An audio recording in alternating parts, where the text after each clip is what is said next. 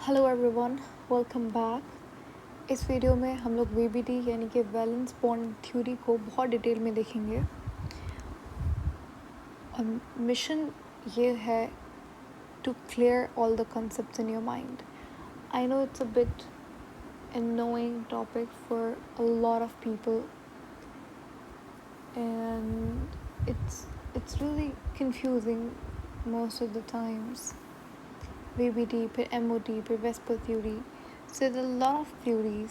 आपको ऑर्बिटल्स आने चाहिए, यू शुड नो ऑर्बिटल्स क्या होते हैं, कॉन्फ़िगरेशन आपको आनी चाहिए। ठीक है, तो इस थ्योरीज ऑफ कोवलेंट बॉन्डिंग पढ़ने से पहले आपको ये सारी चीज़ें ज़रूर आनी चाहिए, वरना इनके अलावा तो ये चैप्टर नहीं हो सकता। आपको पता होना चाहिए कि पी ऑर्बिट के अंदर कितने ऑर्बिटल होते हैं। पी एक्स होता है, पी वाई होता है, पी जेड होता है। ठीक है, तो अगर मैं बोलूँ पी जेड तो आप ये ना सोचो कि अच्छा पी जेड कहाँ से आ गया, हमने तो पी पढ़ा था। पी इज़ जस्ट ऑर्बिट, उसके अंदर जो ऑर्बिटल होते हैं उनके अंदर उसके 3 ऑर्बिटल्स होते हैं, P X, P Y, P Z. तो इस तरीके से आपको चीज़ें आनी चाहिए। खैर, शुरू करते हैं वैलेंस बॉन्ड थ्योरी। इस वीडियो के आने से पहले we have discussed what is covalent bond. Covalent bond हमें क्या बताता था और कोवलेंट बॉन्ड का कॉन्सेप्ट किसने दिया था। मैंने आपको पहले मेंशन ये किया था कि आयोनिक बॉन्ड जो डिस्कवर किया था वो किया था डब्ल्यू कॉसल ने। ठीक है, और जो कोवलेंट बॉन्ड का कॉन्सेप्ट दिया था वो जीएन लेविस ने दिया था। इन्होंने कहा कि कोवलेंट बॉन्ड क्या है, म्यूचुअल शेयरिंग है। किसकी? वैलेंस इलेक्ट्रॉन की। इन्होंने बस इतना कहा कि अच्छा देखो, हमारे पास कार्बन है। ठीक है, कार्बन के लास्ट शेल के अंदर कार्बन 6 होता है। ठीक है, कार्बन के लास्ट शेल के अंदर 4 इलेक्ट्रॉन्स आते हैं। सही है, और ये चारों इलेक्ट्रॉन, क्योंकि हमें इसका ऑक्टेट कंप्लीट करना है तो हमें इस बॉन्ड बनाना पड़ेगा। ठीक है, तो यहाँ पे समझ लीजिए हाइड्रोजन आ गया। हाइड्रोजन के पास एक इलेक्ट्रॉन है, हाइड्रोजन को अपना ड्यूप्लेट बनाना है। दोनों का यहाँ पे फ़ायदा है, तो क्या होता है, म्यूचुअल शेयरिंग हो जाती है इलेक्ट्रॉन के दरमियान में। ठीक है, और इस तरीके से बॉन्ड फॉर्मेशन हो गई। तो ये जो म्यूचुअल शेयरिंग हो रही है वैलेंस इलेक्ट्रॉन की, याद रखिएगा वैलेंस इलेक्ट्रॉन यानी कि लास्ट शेल के या फिर ऑर्बिट के अंदर जो इलेक्ट्रॉन्स आएंगे उनकी शेयरिंग होती है। तो इस शेयरिंग को हम लोग क्या बोलते हैं, म्यूचुअल शेयरिंग। कोवलेंट बॉन्ड यानी कि जीएन लेविस ने सिर्फ इतना बोला था कि अच्छा बॉन्ड बनता है, इस तरीके से बनता है। हाँ, उसके बाद हमारे पास दो और साइंटिस्ट आए जिन्होंने काम किया एक नई थ्योरी के ऊपर। इन्होंने बेसिकली यहाँ पे ये बात चल रही थी कि अच्छा बॉन्ड बन गया, लेकिन असल में हमने मान लिया कि म्यूचुअल शेयरिंग हो रही है इलेक्ट्रॉन्स की, लेकिन यहाँ पे ऑर्बिटल्स का क्या कोई रोल है, किस तरीके से बॉन्ड फॉर्म हो रहा है। ठीक है, शेयरिंग तो हो रही है इलेक्ट्रॉन की, लेकिन कहाँ पर हो रही है। इलेक्ट्रॉन तो आपका शेल के अंदर भी होगा, ऑर्बिटल के अंदर भी होगा, सब शेल के अंदर भी होगा, तो कहाँ पे आपको शेयरिंग करवानी है। तो यहाँ पे हमारे पास दो और साइंटिस्ट के आपको नाम ध्यान में रखने होंगे, हिटलर एंड लंदन। ठीक है, हिटलर एंड लंदन दोनों ऐसे साइंटिस्ट थे। इन्होंने बेसिकली कोवलेंट बॉन्ड के बारे में थ्योरी दी। इन्होंने कहा जो कोवलेंट बॉन्ड फॉर्म होता है वो mutual sharing of valence electron से नहीं होता सिर्फ। ठीक है, म्यूचुअल शेयरिंग से नहीं होता, बल्कि जब कोवलेंट बॉन्ड फॉर्म होता है तो ओवरलैपिंग होती है। मैं बताऊंगी ओवरलैपिंग क्या होता है। अभी के लिए समझ लीजिए ओवरलैपिंग मतलब एक दूसरे के अंदर एम्बेड हो जाना, घुस जाना, उसे ओवरलैपिंग बोलते हैं। ठीक है, तो हिटलर एंड लंदन ने कहा कि जो कोवलेंट बॉन्ड होता है वो बनता है ओवरलैपिंग से। Overlapping of what? Overlapping of partially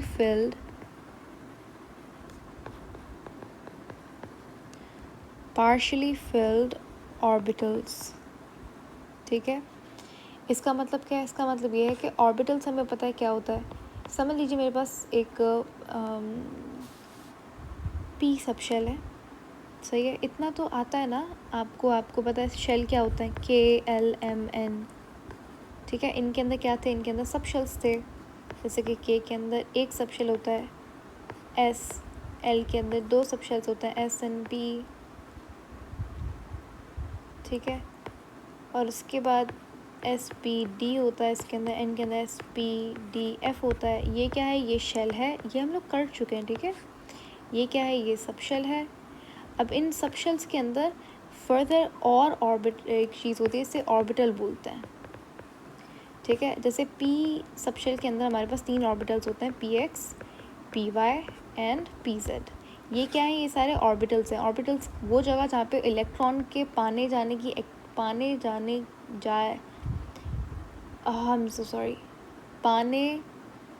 की जो प्रोबेबिलिटी है वो मैक्सिमम होती है कि अच्छा इलेक्ट्रॉन अगर मिलेगा तो ऑर्बिटल के अंदर मिलेगा, ठीक है। तो हर ऑर्बिटल की एक बात आपको याद होगी कि ऑर्बिटल के अंदर टोटल कितना इलेक्ट्रॉन आ सकता है? Maximum 2 electrons. 2 इलेक्ट्रॉन से ज़्यादा आप भर ही नहीं सकते एक ऑर्बिटल के अंदर, ठीक है। तो पार्शियली फिल्ड का मतलब क्या है? यानी कि एक इलेक्ट्रॉन, सही है।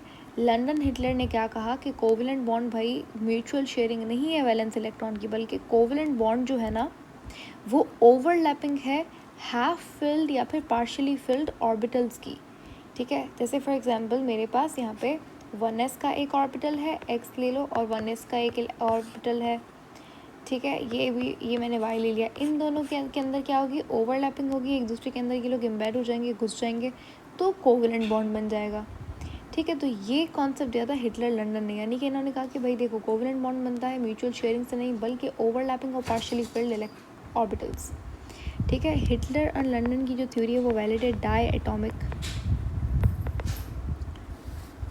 चीज़ों के ऊपर, ठीक है। कि जैसे फॉर एग्जांपल डाई एटॉमिक क्या होता है हमें पता है, 2 एटम से बना हुआ मॉलिक्यूल होता है, उसे हम लोग डाई एटॉमिक मॉलिक्यूल बोलते हैं।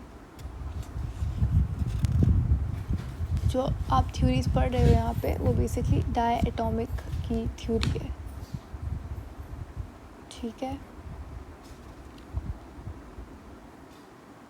चलो ये हमारे पास बेसिक कॉन्सेप्ट है किसका? VBT का। अभी असल कहानी तो अब शुरू हुई है जहाँ पे हम लोग MCQs के हवाले यहाँ पे कुछ इंपॉर्टेंट पॉइंट्स हैं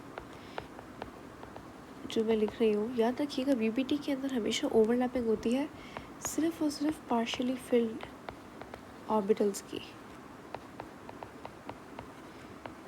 इसका मतलब क्या है? इसका मतलब ये है कि कभी भी, जैसे कि मेरे पास 2 एटम्स हैं, मेरे पास हाइड्रोजन है, ठीक है। दोनों मिलके क्या बनाते हैं? H2 बनाते हैं। दोनों की जो कॉन्फ़िगरेशन है वो 1s1 1s1 है, ठीक है। अब असल में S के अंदर टोटल इलेक्ट्रॉन्स होने चाहिए 2, लेकिन है यहाँ पे कितने? 1। तो यानी कि ये दोनों आपस में क्या करेंगे? ओवरलैप करेंगे, ठीक है। ओवरलैपिंग होगी, इनके अंदर कोवलेंट बॉन्ड बनेगा, ठीक है। और इस तरीके से इनका जो VBT स्ट्रक्चर है वो भी बहुत सिंपल सा बनेगा। आगे हम लोग पढ़ेंगे किस तरीके से होगा। तो कहने का मकसद ये है कि जो पार्शियली फिल्ड इलेक्ट्रॉन्स होंगे सिर्फ वही ओवरलैप करेंगे, ठीक है। यानी दूसरे जो फिल्ड इलेक्ट्रॉन्स हैं, जो फिल्ड ऑर्बिटल्स हैं, वो ओवरलैप नहीं करेंगे। जैसे कि इसका बहुत अच्छा एग्जांपल हम लोग ऑक्सीजन की बात कर लेते हैं। ऑक्सीजन के पास 1 इलेक्ट्रॉन्स होते हैं, इसकी configuration 1s2 2s2 2px 2py 2pz,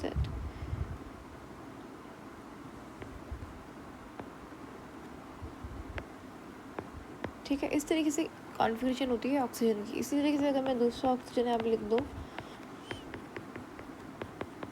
तो आप मुझे बताइए यहाँ पे पार्शियली फिल्ड ऑर्बिटल्स कौन से? ये तो फिल्ड है। ये देखो आप, ये क्या है? पार्शियली फिल्ड है, तो यानी कि ये आपस में क्या करेंगे? ओवरलैप करेंगे। ये लोग आपस में कुछ नहीं करेंगे, सिर्फ ये ओवरलैप करेंगे। तो VBT कहती है कि भाई जो ऑर्बिटल पार्शियली फिल्ड है वही ओवरलैप करेगा, उसके अलावा नहीं। तो ये बहुत इंपॉर्टेंट पॉइंट है। दूसरी बात ये कि इसके अंदर जब ओवरलैपिंग होती है तो कोई नया ऑर्बिटल नहीं बनता, सिर्फ ये दोनों आपस में ओवरलैप करता है, कोई नया ऑर्बिटल नहीं बनता। थर्डली, इसके अंदर प्रॉपर्टीज़ रिटेन रहती हैं, प्रॉपर्टीज़ चेंज नहीं होती, क्योंकि क्या हो रहा है कि ओवरलैपिंग हो रही है, नया ऑर्बिटल नहीं बन रहा, जिसकी वजह से प्रॉपर्टीज़ जो है वो सेम रहती हैं।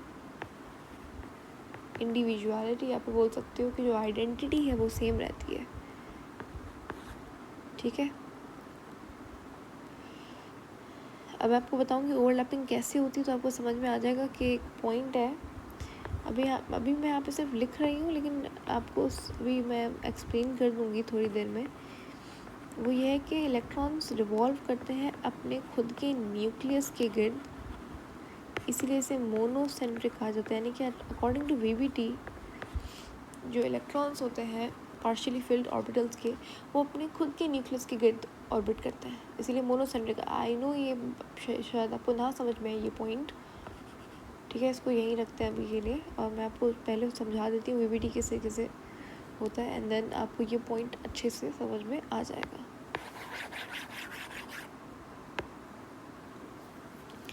देखो, ओवरलैपिंग कब से हम लोग वर्ड इस्तेमाल कर रहे हैं ओवरलैपिंग का, है ना। ओवरलैपिंग का मतलब क्या होता है, जब भी ऑर्बिटल्स आपस में एक दूसरे के अंदर पेनिट्रेट हो जाएं, the penetration of orbitals into each other is called overlapping. ठीक है, पेनिट्रेशन हो जाए, penetrating of orbitals into each other क्या कहलाती है, ओवरलैपिंग। ठीक है, अब ये ओवरलैपिंग वीबीटी के अकॉर्डिंगली दो तरीके से होती है, या तो ये ओवरलैपिंग हेड टू हेड होगी, ठीक है, हेड टू हेड, यानी कि फॉर एग्जांपल आपके दो हाथ हैं,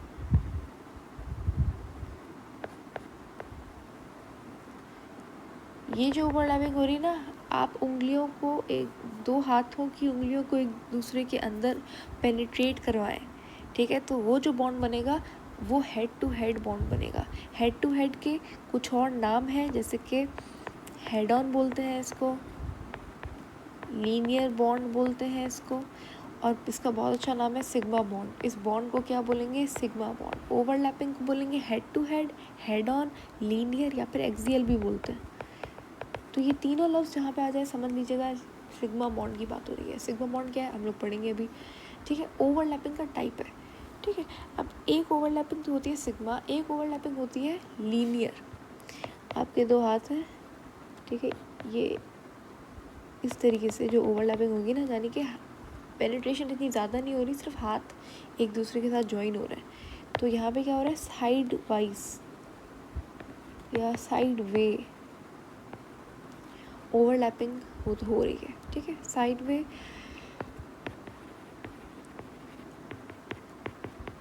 इसको लेटरल ओवरलैपिंग बोलते हैं, बॉन्ड को हम लोग बोलेंगे पाई बॉन्ड, सही है। सिग्मा बॉन्ड क्या होता है, पाई बॉन्ड क्या होता है। देखो, दो तरीके की ओवरलैपिंग होती है, जहाँ पे लीनियर हो जाए उसे सिग्मा बॉन्ड बोलेंगे, जहाँ पे साइड वाइज हो जाए उसको पाई बॉन्ड बोलेंगे। हमेशा याद रखिएगा पाई बॉन्ड, सिग्मा बॉन्ड जो हमेशा स्ट्रॉन्गर होता है पाई बॉन्ड से, ठीक है। सिग्मा बॉन्ड के कुछ टाइप्स हैं वो हम लोग पढ़ेंगे अभी। ये बहुत इंपॉर्टेंट पॉइंट्स हैं कि जो फर्स्ट सिंगल कोवलेंट बॉन्ड होता है वो हमेशा सिग्मा होता है, जो डबल और ट्रिपल कोवलेंट बॉन्ड होता है वो पाई होता है, ठीक है। अब सिग्मा बॉन्ड तीन तरीके से बन सकता है। पहला एसएस, ठीक है, एसएस ओवरलैपिंग, यानी कि दो एस ऑर्बिटल्स आपस में ओवरलैप करेंगे तो क्या बनेगा, हमारे पास सिग्मा बॉन्ड बन जाएगा। किस तरीके से, हम लोग एग्जांपल लेते हैं इसकी H2 की। देखिएगा ये जो एस एस है, चलो बाद में मैं आपको एक बहुत इम्पोर्टेंट पॉइंट लिखवाने वाली थी।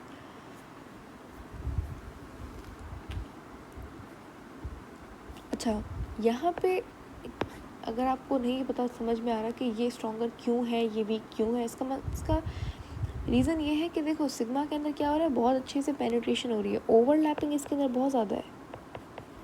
सिग्मा के अंदर ओवरलैपिंग बहुत ज़्यादा होती है, पाई के अंदर ओवरलैपिंग कम होती है। आप खुद देखो इस डायग्राम के अंदर क्या हो रहा है, सिर्फ हाथ एक दूसरे से जुड़ रहा है। यहाँ पे क्या हो रहा है, you are actually penetrating the fingers into each other, तो यहाँ पे ओवरलैपिंग ज़्यादा है। ओवरलैपिंग ज़्यादा होने की वजह से स्ट्रेंथ ज़्यादा है, यहाँ पे ओवरलैपिंग कम है। तो आप बोल सकते हो द एक्सटेंट ऑफ ओवरलैपिंग, कितनी ओवरलैपिंग हो रही है वो directly proportional strength of bond से, कि मतलब अगर तो ज़्यादा ओवरलैपिंग हो रही है तो वो स्ट्रॉन्ग है, जैसे कि सिग्मा। अगर कम ओवरलैपिंग हो रही है तो वो पाई है,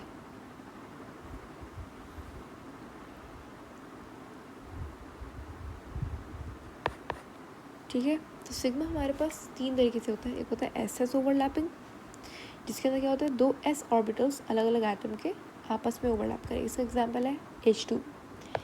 हमने ले लिया H2 के 2 एटम्स, इन दोनों को हमने करवाना है क्या,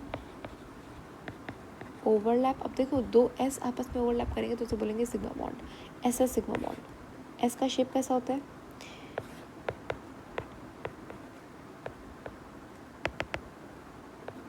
S का शेप कैसा होता है, स्फेरिकल होता है, हमें पता है ना, S का शेप स्फेरिकल होता है।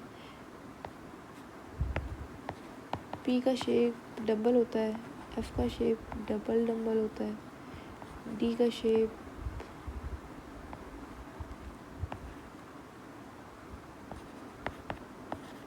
F का शेप कॉम्प्लेक्स डबल होता है। तो ये हम लोग बातें पढ़ चुके हैं, सही है। तो यहाँ पे स्फेरिकल जो S है उसका शेप कैसा होता है, स्फेरिकल होता है। तो यहाँ पे इन दोनों के बीच में क्या होगी, इस तरीके से बॉन्ड बन जाएगा, ठीक है। अब ये जो इलेक्ट्रॉन है ये यहाँ पे रिवॉल्व कर रहे हैं, इलेक्ट्रॉन यहाँ पे रिवॉल्व कर रहे हैं, दोनों अपने खुद के न्यूक्लियस के अराउंड रिवॉल्व कर रहे हैं, इसीलिए इसे बोलेंगे monocentric. According to VBT theory कहती है कि भाई जो इलेक्ट्रॉन है वापस अपने न्यूक्लियस के अराउंड घूमेगा, सही है। तो इस बॉन्डिंग को बोलेंगे स्फेरिकल। यहाँ पे स्फेरिकल, 2 स्फेरिकल s ऑर्बिटल आपस में ओवरलैप कर रहे हैं तो इसको बोलेंगे SS ओवरलैपिंग, जहाँ पे 2 s ऑर्बिटल्स ओवरलैप कर रहे हैं। इसी तरीके से हम लोग एग्जाम्पल लेते हैं SP का, SP ओवरलैपिंग। SP के अंदर क्या होता है, स्फेरिकल और डबल, दोनों ओवरलैप करेंगे, इस तरीके से बॉन्ड बन जाएगा, ये बॉन्ड बन गया, इसको बोलेंगे SP ओवरलैपिंग, ठीक है। याद रखिएगा हमेशा जो S होता है ना उसका जो चार्ज जब इस तरीके से यूनिफॉर्मली डिस्ट्रीब्यूटेड होता है, ठीक है, लेकिन जो डंबल है ना उसका चार्ज यहाँ पे होता है, यहाँ पे, ठीक है। और जब बॉन्ड बनता है ना, तो अगर आप यहाँ पे देखो तो ये बॉन्ड ये स्ट्रॉन्गर होगा, क्यों, क्योंकि यहाँ पे चार्ज डेंसिटी डंबल वाले की ज़्यादा होती है, इस कम्पेयर टू अगर 2 S जुड़ेंगे ना तो ये बॉन्ड वीक है। इसका एक बहुत इंपॉर्टेंट पॉइंट मैं लिखवाऊँगी अभी। अच्छा, SP का एग्जाम्पल अगर हम लें तो HF ले सकते हो आप। इन दोनों की कॉन्फ़िगरेशन आप खुद करो, पहले H की कॉन्फ़िगरेशन करो, फिर F की कॉन्फ़िगरेशन करो,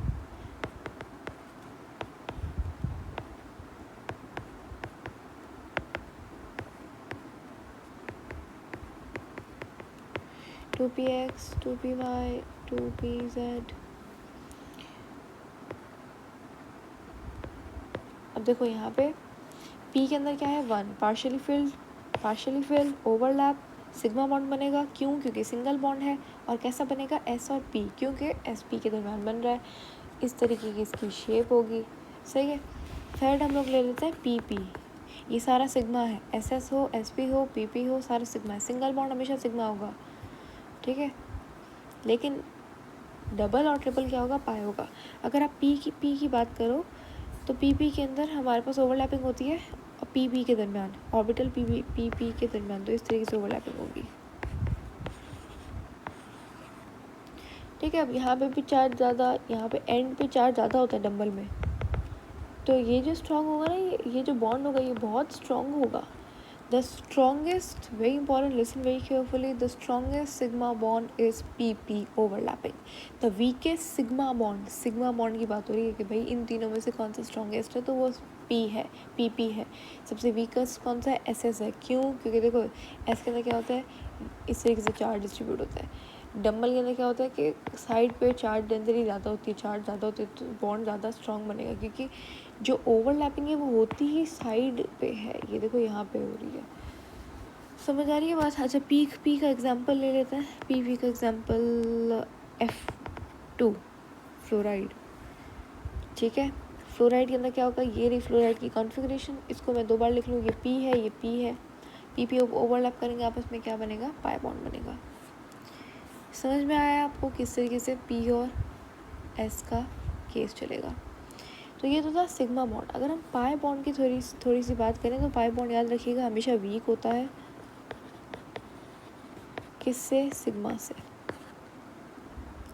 पाई बॉन्ड हमेशा डबल,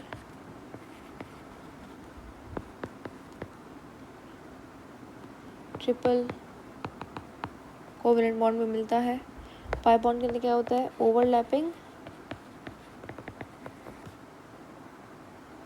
क्या होती है, पाई के अंदर ओवरलैपिंग हमेशा कम होती है। क्यों? क्योंकि सिर्फ और सिर्फ पैरेलल पेनिट्रेशन इतनी होती ही नहीं है पाई बॉन्ड के दरमियान। जिसकी ओवरलैपिंग कम होगी उसकी स्ट्रेंथ भी क्या होगी, कम होगी, इसीलिए वीक होता है सिग्मा से। दूसरी बात ये, जिसकी ओवरलैपिंग कम होगी स्ट्रेंथ कम होगी, एनर्जी उसकी ज़्यादा होगी, जबकि सिग्मा की एनर्जी कम होती है। ठीक है, अगर एनर्जी ज़्यादा होगी तो इसकी रिएक्टिविटी भी ज़्यादा होगी, ये ज़्यादा स्टेबल है। Sigma is more stable than pi. ठीक है, तो ये बहुत इंपॉर्टेंट पॉइंट